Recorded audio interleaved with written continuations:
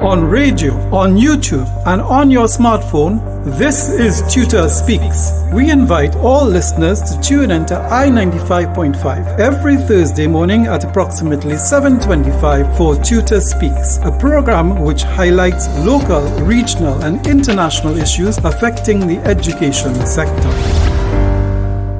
Good morning, everyone. Welcome to TTUTA Speaks. I'm your presenter, Barry Joel Desaine.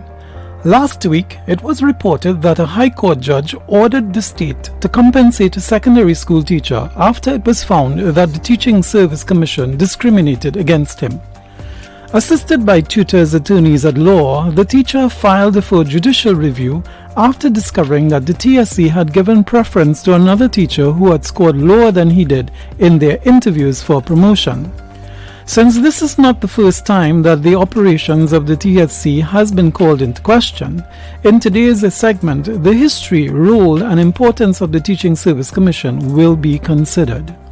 Under the British Crown Colony government system, the Colonial Secretariat was the main administrative department of government. The personnel branch of the Secretariat was responsible for advising the governor on the recruitment, confirmation, promotion, transfer, and discipline of all public service staff. The Secretariat was later diversified into several departments, including the Service Commissions Department, which was established to handle most of the responsibilities previously done by the personnel branch.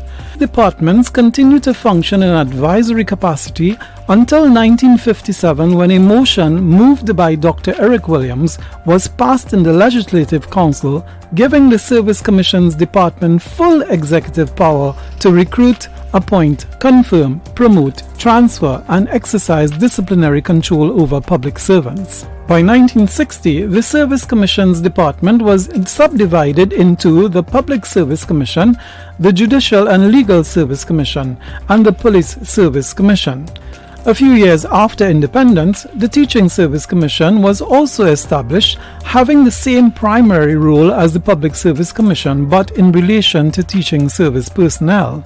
This included handling appointments, including acting appointments, confirmation of appointments, promotions, transfers, discipline, and termination of appointments.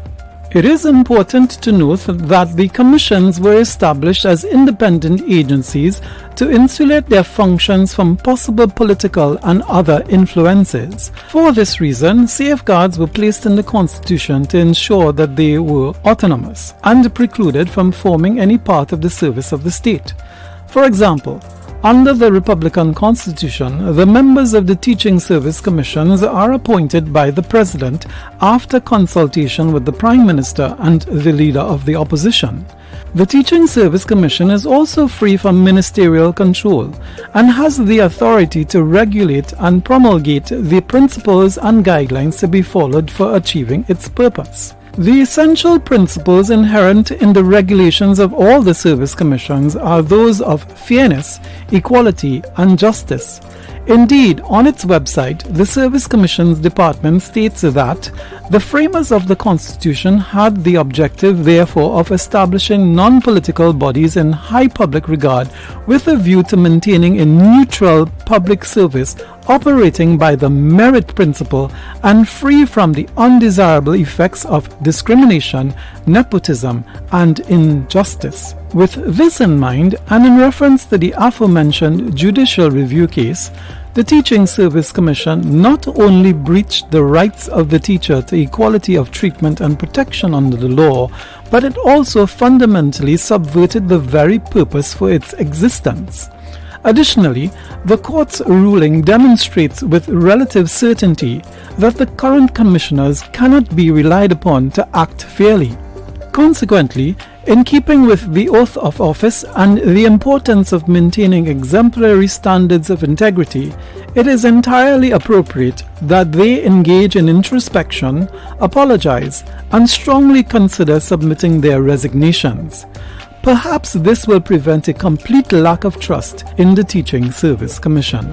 You have been listening to TTUTA Speaks. To contact us, please dial 610-3850. That's 610-3850. Or you may email our president at president@tuta.org. That's president@ttuta.org.